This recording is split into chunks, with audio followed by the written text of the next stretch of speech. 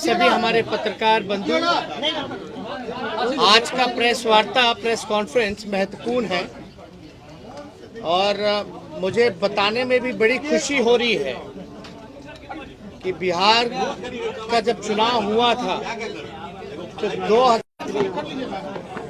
वो राष्ट्रीय जनता दल को सबसे बड़े दल के रूप में जनादेश दिया था। यानी सिंगल लार्जेस्ट अगर कोई पार्टी थी तो राष्ट्रीय जनता दल थी। और उसके बाद हम लोगों ने देखा, सब लोगों ने देखा कि भाजपा के लोग जो है उसके बाद सिंगल लार्जेस्ट पार्टी हुई, क्योंकि जो 3 सदस्य वीआईपी के थे वो उनके साथ जुड़ गए।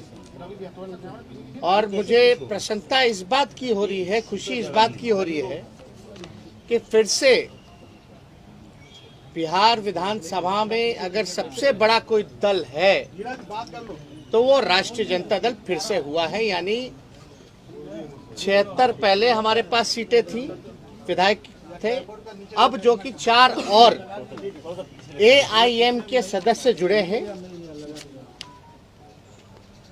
जोगीहाट से शहनवाज भाई, मोहम्मद अंजार नईमी जी बहादुरगंज से, मोहम्मद इजहार अशफी कोचाधामन साहब कोचाधामन से, और सईद रकनुद्दीन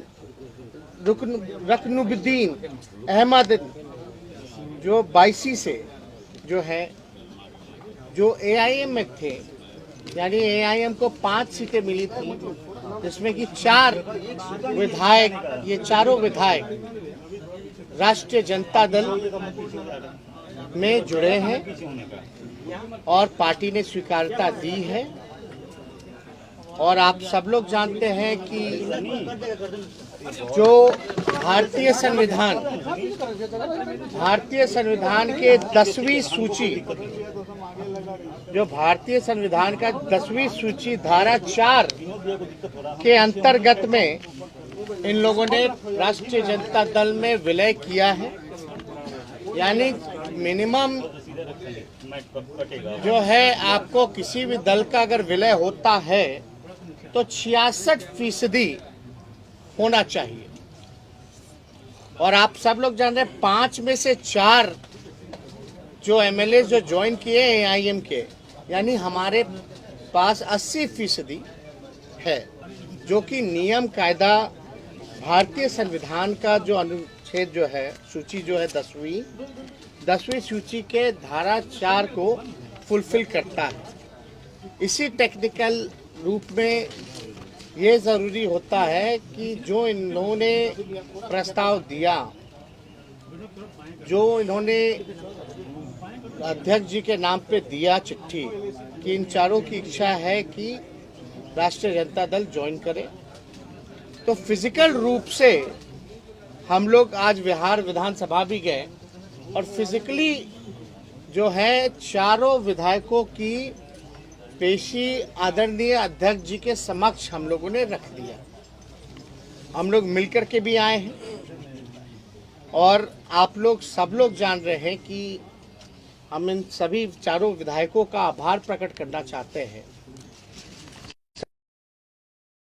शहनवाज भाई हुए, नईमी साहब हुए, मोहम्मद इजहार अशफी साहब हुए, रकनुद्दीन अहमद साहब हुए, चारों विधायकों का हम धन्यवाद और आभार प्रकट करना चाहते हैं कि इन चारों के आने के बाद जो अभी राष्ट्रीय जनता दल के हैं, जिन्होंने अभी ज्वाइन किया है, चारों आरजेडी के नए विधायक का ताल्लुक राष्ट्रीय जनता दल से पुराना रहा है।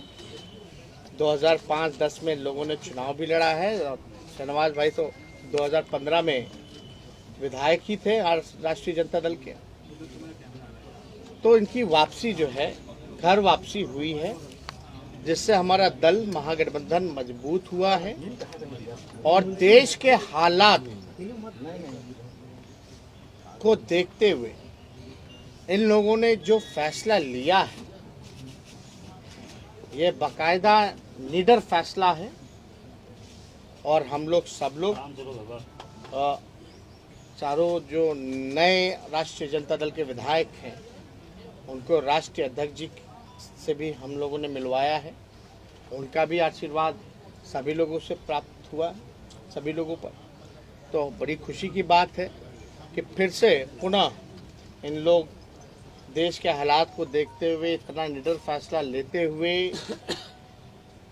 पुराने घर में वापसी इन्होंने की है, इसलिए हम लोग दिल से इसका स्वागत करते हैं। तो नहीं, हम चाहेंगे कि चारों जो विधायक हैं वो भी अपनी बात जो है आप लोगों के साथ सामने रखें। उसके बाद जो सवाल का जवाब होगा हम सवाल का जवाब देंगे। अपना सर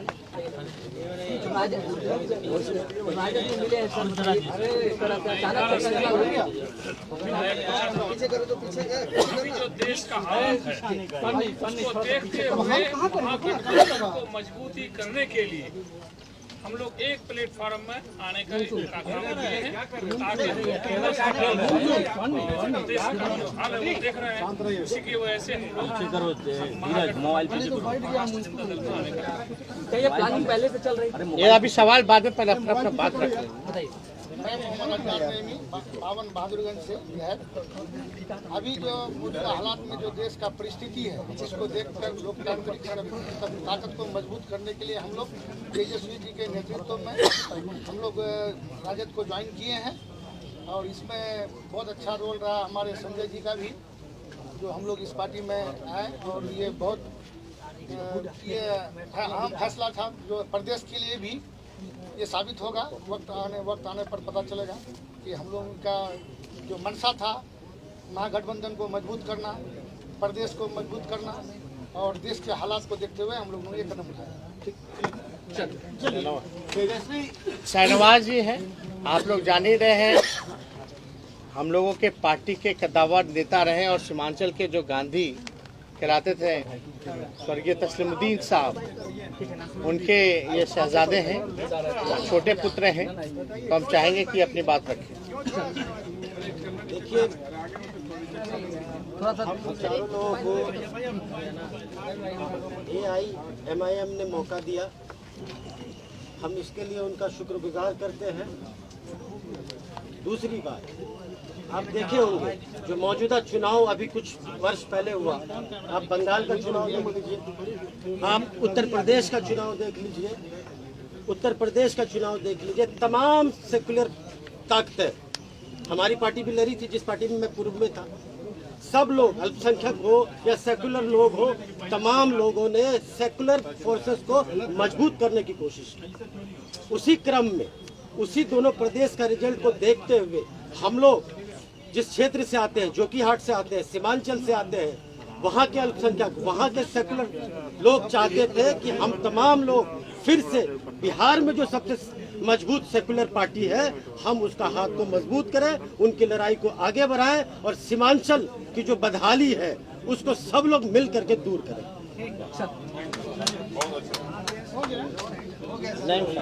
अपना बोल बोलिए सर। थोड़ा तेज बोल दीजिए सर प्लीज।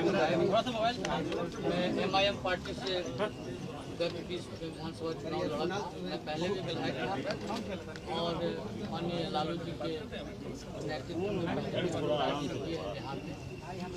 और अभी मौजूदा हालात में जो मुल्क के हालात हैं और सारे सेकुलर एक प्लेटफॉर्म में आते हैं, सबकी और खिलाफ चुनाव लड़ना है। इसलिए हम लोग बिहार में अपने युवा नेता माननीय तेजस्वी प्रसाद यादव जी के नेतृत्व में इस पार्टी की सदस्यता ग्रहण की है और सीमांचल में संगठन को मजबूत करके हम लोग एक नया बिहार बनाने का प्रयास कर रहे हैं। ठीक है, और कोई सवाल? पहले से चल रही थी, तमाम विधायकों को अपने पार्टी में लाने के लिए। उदयपुर में जो घटना हुई, अभी इस मामले पे आप लोगों ने पहले नहीं देखिए जहाँ तक मामला है, इन लोगों ने साफ तौर पे ये कहा कि जो देश के हालात और आप लोगों ने घटनाएं भी देखी होंगी, चाहे उदयपुर हो या कहीं भी हिंसा होती है, जो कट्टरपंथ है, कट्टरपंथ के लिए कोई जगह नहीं होनी चाहिए। और हमारा साफ मानना है कि जितने सेकुलर फोर्सेस हैं या आने वाला जो पार्लियामेंट का चुनाव होने वाला है उसमें भी हम लोग चाहते हैं कि जितने सेकुलर फोर्सेस हैं वो मजबूत हों, एकजुट हों। सेकुलर फोर्स जब हम बोलते हैं तो किसी धर्म से नहीं जोड़ना देखा जाता। हर धर्म में कुछ सेकुलर विचारधारा के होते हैं, कुछ कट्टरपंथ होते हैं, लेकिन हम सेकुलर फोर्सेस की बात कर रहे हैं कि सब लोगों को एकजुट होने की आवश्यकता है। क्योंकि आज देख लीजिए, पहले से ही जनता देश की बेरोजगारी से, गरीबी से, लाचारी से, बेबसी से, ना शिक्षा है ना चिकित्सा है, और जहां से ये विधायक जो चुन के आए हैं वो बिहार का सबसे गरीब इलाका जो कि सीमांचल है, और अभी जो पूरा बाढ़ की स्थिति बनी हुई है, तो उस हालात में पहले से ही इतनी ज्यादा मुसीबत हमारी देश की जनता, बिहार की जनता झेल रही है। वो कम था क्या जो इस तरह का पॉइजन, जहर समाज में घोला जा रहा है, जहां एक भाई को दूसरे भाई के प्रति लड़ाया जा रहा है। चाहे नुपुर शर्मा का बयान हो, उसकी भी निंदा है, चाहे जो उदयपुर की घटना है हम उसकी भी कठोर निंदा करते हैं, और हिंसा और सांप्रदायिकता से हम लोग लगातार जो है लड़ते आ रहे हैं। विचार जो हमारा विचारधारा है सब लोगों को पता है। हम लोग सब लोग चाहते हैं कि देश में अमन हो, शांति हो, खुशहाली हो, भाईचारा हो। आज अमन छीन गया, चैन छीन गया, खुशहाली छीन गई। कोई वर्ग, चाहे युवा हो, महिला सुरक्षित नहीं है। लॉ एंड ऑर्डर की हालात आप देख रहे हैं पूरे बिहार में या पूरे देश भर में। आप स्थिति देख लीजिए, हर जगह क्राइम हो रहा है, गरीबी है, ना मजदूर खुश है, ना किसान खुश है, ना छात्र खुश है। तो इस हालात को देखते हुए सभी लोगों ने निर्णय लिया है, और हम लोगों ने खुशी जाहिर की है कि भाई इससे बल मिला, और ये समय का मांग था, और ये जनता की मांग थी, आम आवाम की मांग थी कि भाई बिहार में महागठबंधन राष्ट्रीय जनता दल को मजबूत कीजिए। अगर कोई बिहार में सांप्रदायिक शक्तियों को लड़ सकता है, हरा सकता है, जो हमने हराया, आज तक भाजपा की हिम्मत नहीं हुई बिहार में कि अकेले चुनाव लड़ के दिखा सके। एनडीए में सबसे बड़ी पार्टी होने के बावजूद भी तीसरी नंबर की जो पार्टी है उसका मुख्यमंत्री बनाया गया। ये क्या है? इसलिए हम लोगों ने शुरुआत से ही हम लोगों ने लड़ाई लड़ी, और इस लड़ाई को हम लोग आगे लड़ेंगे और हम लोग जीत हासिल करेंगे।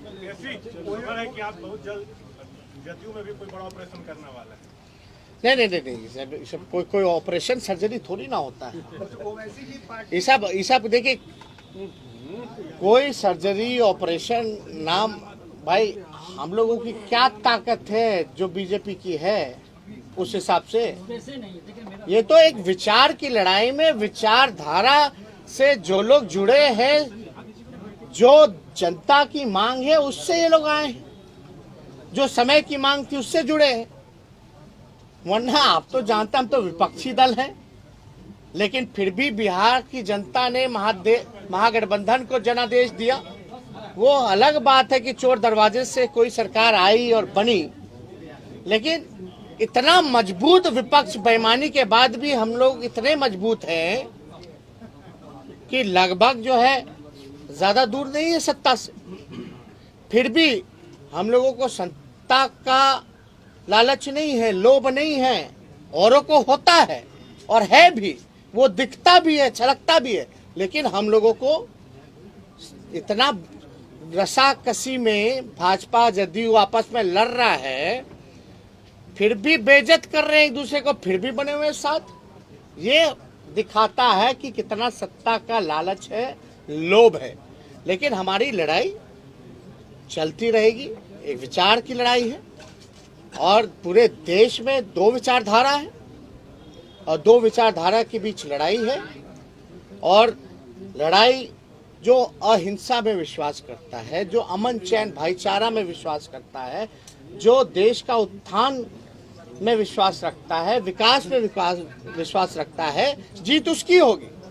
जो नफरत की राजनीति करते हैं, झूठ बोलने का फैक्ट्री जिन लोगों ने खोल रखा है, जो मैन्युफैक्चरर हैं, होलसेलर हैं, डिस्ट्रीब्यूटर हैं, उनको जनता सबक सिखाएगी। बीजेपी को भी बड़ा झटका लगा है, कहीं ना कहीं बड़ी पार्टी थी। नहीं, अब कैसे हुई नहीं हुई, अब हमको तो अरे अब कौन किसको, वो लोग एनडीए में आपस में झटका खेल रहा है, एक दूसरे को कभी ना कभी झटका ही देते रहते हैं। तो उसमें हमको नहीं, हमको अपना काम करना, अपने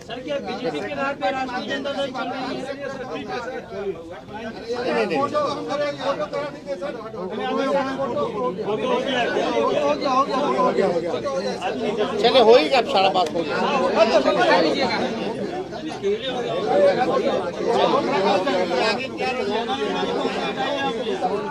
लड़ाई जारी है, संघर्ष जारी है, कारवां बढ़ाते जाएंगे। आराम से हटा लो, पैर से Subscribe now and press the bell icon. Never miss an update.